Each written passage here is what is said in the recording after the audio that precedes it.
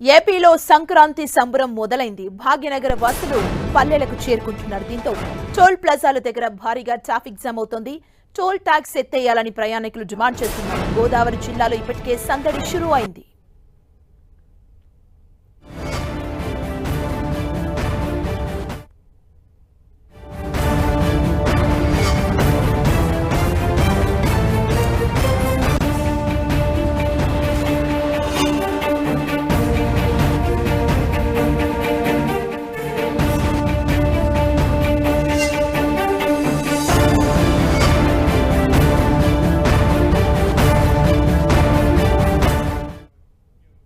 ఇదే అంశానికి సంబంధించి విజయవాడ నుంచి మా ప్రతినిధి శ్రీనివాస్ మరిన్ని అప్డేట్స్ ని అందిస్తారు. తిరుమలరావు.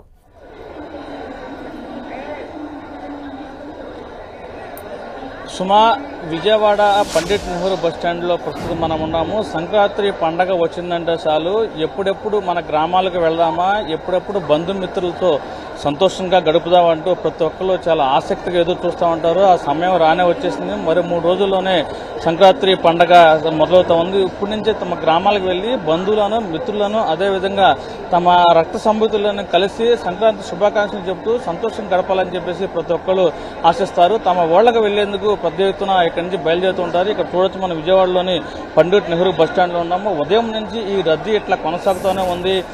ఉదయం 10 గంటల నుంచి ఈ పండిట్ నెహ్రూ బస్టాండ్లో అయితే ఈ రద్దీ కొనసాగుతూ ఉంది. ప్రత్యేకంగా ఏపీ మొత్తం మీద ప్రజలు వెళ్లేందుకు కూడా ఎవరిని ఇబ్బంది పెట్టకుండా ఉండేది కూడా రాష్ట్ర ప్రభుత్వం, అదేవిధంగా ఏపీఎస్ఆర్టీసీ 1370 బస్సులను ఏర్పాటు చేయడం జరిగింది. ప్రతి బస్సు సంబంధించి స్పెషల్ బస్సులను ఏర్పాటు చేశారు. ప్రతి ఒక్కరూ తమ గమ్యస్థానానికి చేరుకుని పల్లెటూరు గ్రామ స్థాయికి కూడా వెళ్లాలని చెప్పేసి ఈ ఏర్పాట్లు చేయడం జరిగింది. అదేవిధంగా రాయలసీమ ప్రాంతానికి సంబంధించి ప్రత్యేకంగా ఒక 100 బస్సులు అయితే ఏర్పాటు చేశారు. ఈ బస్సులకు సంబంధించి ప్రతి ఒక్కరు వెళ్లేందుకు కూడా ఏర్పాటు చేయడం జరిగింది. అదేవిధంగా ప్రయాణికులు ఇబ్బంది పడకుండా ఉండేది కూడా రాయలసీమ ప్రాంతంలో, అదేవిధంగా ఇది ఉత్తరాంధ్ర ప్రాంతాల్లో ప్రత్యేకంగా ఎప్పుడు లేని విధంగా ఆర్టీసీ అధికారులు సమాచార కేంద్రాన్ని అయితే ఏర్పాటు చేశారు. వస్తున్న ప్రయాణికులకు సంబంధించి మీరు ఎక్కడికి వెళ్ళాలి, ఎప్పుడు వెళ్ళాలి, అదేవిధంగా మీరు వెళ్తున్న బస్సులకు సంబంధించి వాళ్ళ ప్రయాణికులు ఎవరు అడిగినా సరే వాళ్ళకి సంబంధించి పూర్తి స్థాయిలో వాళ్ళ సమాచారం ఇచ్చేందుకు కూడా ప్రత్యేకంగా బస్సులు అయితే సమాచార కేంద్రాలను అయితే ఏర్పాటు చేయడం జరిగింది.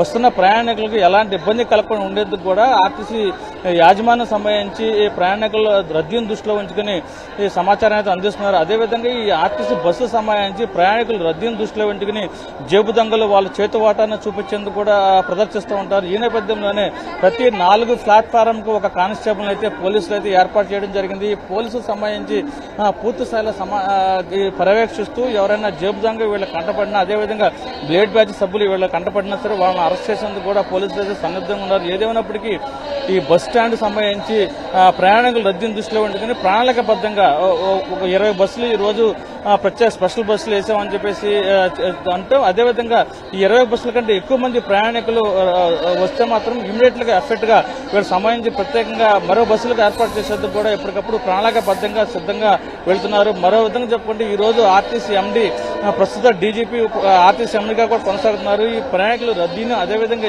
ఎంతమంది వస్తున్నారు అని ఆర్టీసీ ఉన్నతాధికారులతో సమీక్ష సమావేశం నిర్వహించారు. దీనికి సంబంధించి ముఖ్యమంత్రి నారా చంద్రబాబు నాయుడు కూడా AP DGP Dwaraka Tirumala Rao RTC bus సంబంధించి రద్దీ సంబంధించి సమాచారం ఇవ్వడంతో ముఖ్యమంత్రి కూడా చాలా సీరియస్ గా స్పందించడం జరిగింది. ప్రయాణికులు దృష్టిలో పెట్టుకుని ఎలాంటి ఇబ్బంది కలగకుండా ఉండేందుకు కూడా ఇది సిద్ధంగా ఉండాలి. అదేవిధంగా ఏదైతే ఉందో ఆర్టీసీ బస్సులు ప్రయాణికులు గమ్యస్థానానికి చేరడానికైతే లేట్ అవుతున్న పక్షంలో ప్రైవేటు స్కూల్ బస్సెస్ కూడా యూజ్ చేసుకుని ప్రతి గ్రామానికి, ప్రతి పల్లెటూరుకి ఈ ప్రయాణికులు అదేవిధంగా వెళ్లే విధంగా చర్యలు చేపట్టాలని చెప్పేసి ముఖ్యమంత్రి కూడా చాలా సీరియస్ గా చెప్పడం జరిగింది. సంధ్య. థాంక్యూ తిరుమలరావు.